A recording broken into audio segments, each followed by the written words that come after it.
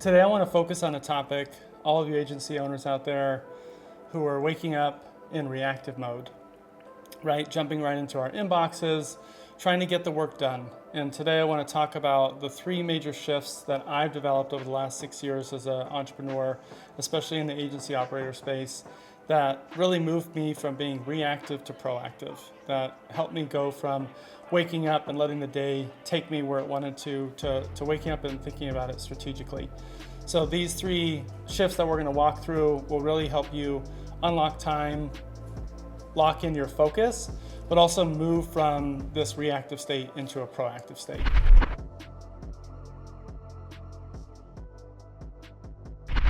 Now, most of us, agency owners, you know who you are waking up in reactive mode. Where do we go first? We're checking in our inbox, we're jumping into Slack, we're seeing what fires need to get put out today. And these three shifts that I'm gonna walk through will help you navigate that and buy back your time to turn your focus from reactive to proactive. The challenge with waking up in this reactive mode is not only is your business not scaling the way that you're wanting it to, but you're also not providing the type of leadership to your team. It might be a small team, but nonetheless, you need to provide leadership, and waking up and leading in a reactive way is preventing a lot of that from happening. The bottom line here is if you wake up and your inbox dictates your day, you're not the founder, you're the operator. Today I'm going to walk you through my three shifts to help you go from reactive to scaling. Coffee, right? Now look, most founders wake up and immediately react. You jump right into your inbox, into your Slack. Where's the fire that I need to put out? And that's not real leadership. That's not allowing you to go into your business as a founder and really focus on scale.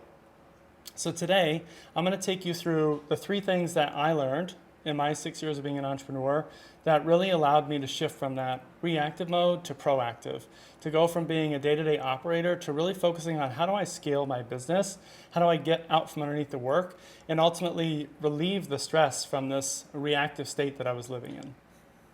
Let's talk a little bit about founder feelings. How many of you out there are feeling overwhelmed, feeling stressed, like you don't have enough time?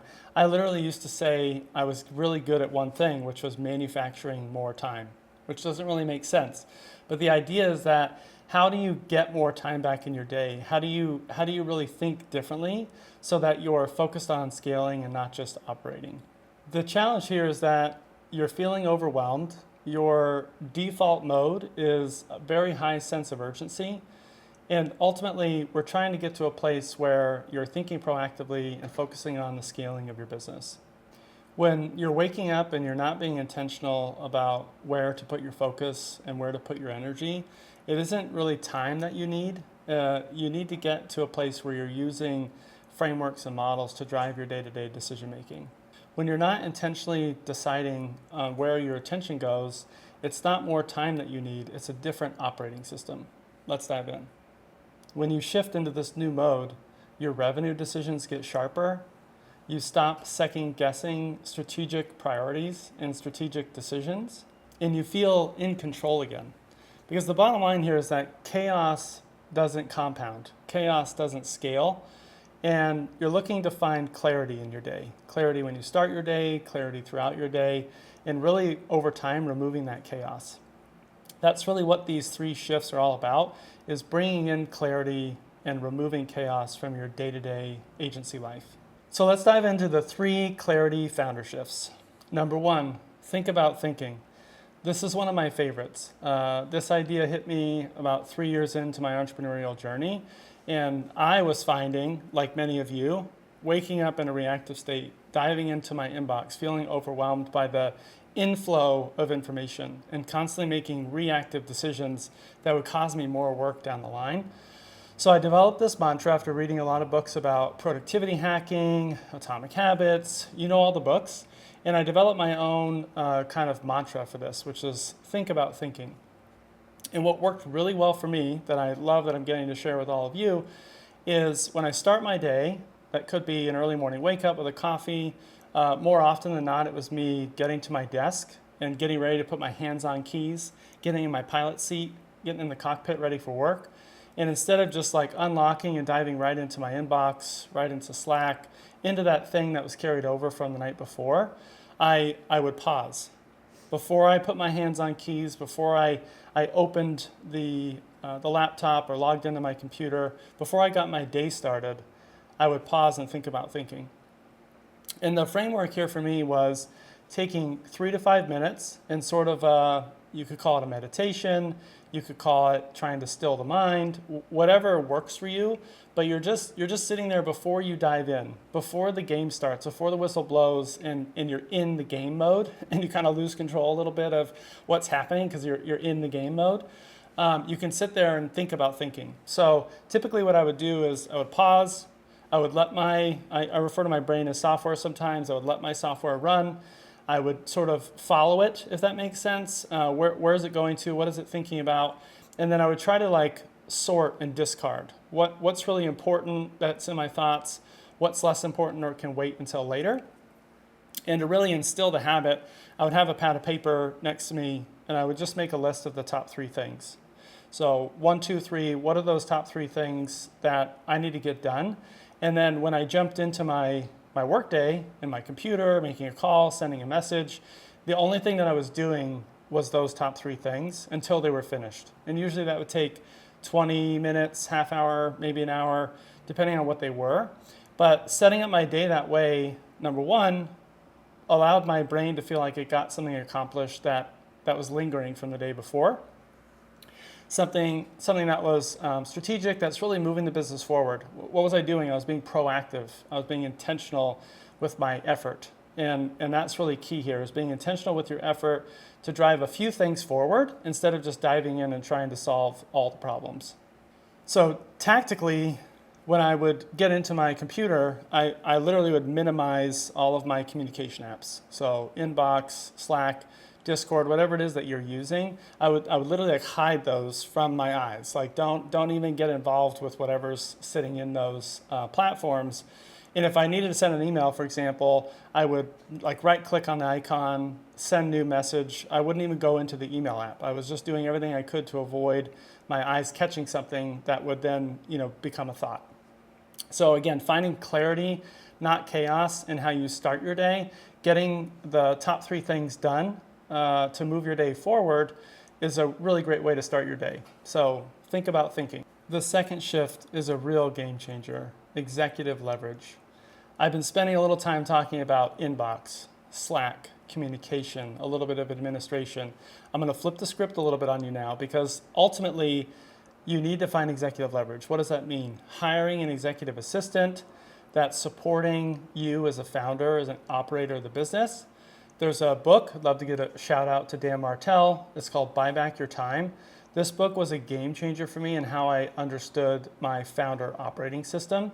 And as I had scaled 2 companies, I didn't focus on buying back my time on the administrative work. Often as founders, we're hiring for growth. We're hiring for sales, we're hiring for delivery, marketing, we're outsourcing the things that maybe we're not good at, or the things that we think will help us grow the business. As the business grows, the administrative burden continues to grow. And if you don't offload your inbox, if you don't offload your scheduling and your follow-ups and your project management, all those things as an agency operator, it just begins to build and build and build on top of you. So the second point here, hire an executive assistant. They can be offshore, they can be onshore. Maybe it's a chief of staff for your particular business and where you're located.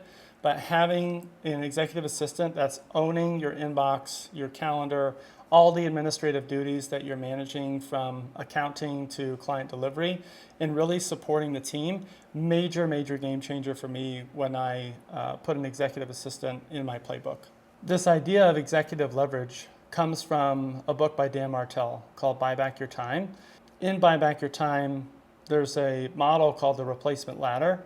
As you scale your agency, it provides a very simple framework on who to hire and when to hire them. The first rung of that ladder is admin or executive assistants.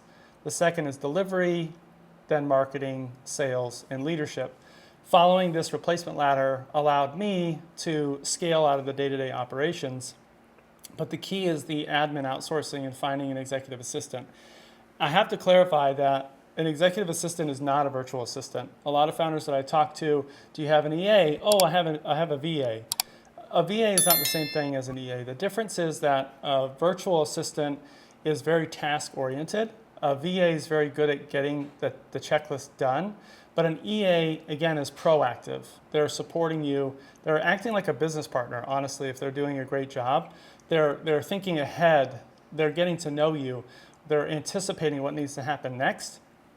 And a VA, in my experience, is never going to do that for you. It's the EA that's going to come in and really offload all of your administrative tasks, and that's key to finding more clarity and getting out of the chaos. Shift number 3, I want to talk to you about my ruthless return on effort model, otherwise known as ROE. Most of you have heard of ROI, return on investment. I use ROE as an agency operator. Sometimes we're investing our time, we're not just investing capital. So really thinking about every decision that you make in your business, from tactical to strategic to the highest level, leveraging a return on effort framework compresses your timelines and accelerates your path to success. What do I mean by this?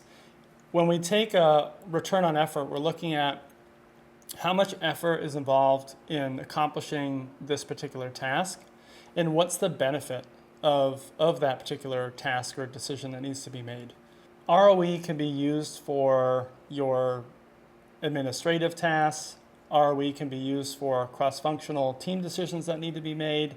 And perhaps most importantly, on the product and service side of your business, if you're running multiple services or you've started multiple services as an agency operator, the more things that you're offering, the more complexity is in your business, right? We're talking a lot about clarity, less about chaos. So using a return on effort framework, it can provide a lot of clarity in how you're investing your time and energy into your business. A great example, when I work with clients and I'm working with other agency owners and operators, they will have too many services, or there are too many price levels for one service. So I'll take them through a return on effort framework, looking at what are all the things that you're offering or delivering, and ranking them in a system that evaluates how much effort is required to deliver that service, how much benefit is delivered. It could be revenue, profit, growth and scale. And surprisingly, when I run this exercise with other agency operators, the things that end up at the top of the list that give you the best return on effort are not normally the things that they're focused on. We are driven a lot by emotion. We're driven a lot by the feedback from other people. And sometimes we sort of don't look at things objectively. The ruthless return on effort framework allows you to look at things with clarity, allows you to look objectively at the activities that you're doing, the services that you're providing, the biggest strategic initiatives that you have, put them all on paper, get aligned on what really is the amount of effort and cost related to the benefit of making all these decisions. It gives you a clearer framework to run through those options and select the things that are going to give you the best bang for your buck, the best return on your time. And that's what's most important, especially as you're scaling into and beyond 7 figures. Now, I've built a simple, ruthless return on effort calculator in Google Sheets, and I'm giving it away for free. If you just drop me a DM or a comment, ROE, I'll send you the link for that calculator. It's very simple and straightforward, but makes it easy for you to list out the activities or decisions that you need to make. It shows you how to put the kind of cost or effort into the model, the benefits, and then it shows you a ranking of the things that you need to be focused on. So drop me a DM, send me a comment, and I'm happy to share with you my free ROE framework. Now, I know what you're thinking. This isn't right for me. I don't have the time or money to invest in the things that you're talking about, Hypeman Ken. So let's walk through some limiting beliefs. Now that we've gone through the 3 clarity shifts for founder focus, I want to talk to you about some of the limiting beliefs, some of the things that you might be thinking in your head or that you're saying out loud that would prevent you from following any of these 3 major shifts in your operation. Now, let's go through a few mindset blockers that you might be thinking about when hearing these 3 clarity shifts for founder focus. Number 1, I can't afford it. Now, not being able to afford in the right people or to be invested in marketing, content, or strategies, sales, things like this, that all makes sense if you're early days and you're scaling. If you're thinking you can't afford it, it's really that you can't afford not to do it. If your goals are to grow and to scale your agency, to eventually sometime get out of the day-to-day operations of your business, you have to figure out a way to invest in people. Now, a lot of agency owners are investing in different roles first. They might be investing in client delivery or fulfillment. They might be investing in sales or marketing, and they skipped the admin role. They skipped hiring an executive assistant. So what I would encourage you to do, if you're thinking that you can't afford it, go back and look at the team that you've hired or the team that you're considering to hire. Get a copy of Buy Back Your Time, understand what your time's worth, and figure out how to resource for an executive assistant. You might start them out part-time. You might bring them on full-time initially. They're going to own your inbox, your calendar, your follow-ups, all the things that are eating up hours and hours of your day. Especially as you grow, you're getting busier.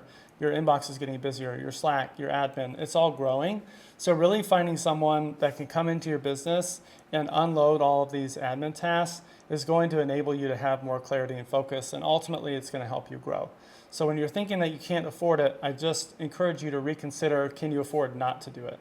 Number two, you have a hard time putting trust in your team to delegate the most sensitive and important things that are in your inbox, that are in your day-to-day life. Now, when it comes to trusting your team, to delegating, to follow these shifts to find clarity and founder focus, part of it is giving up a little bit. Part of it is not being a perfectionist. As owners and operators, when we start businesses, our identity sometimes is tied to them. And I'll just use the phrase that 80% done is 100% awesome.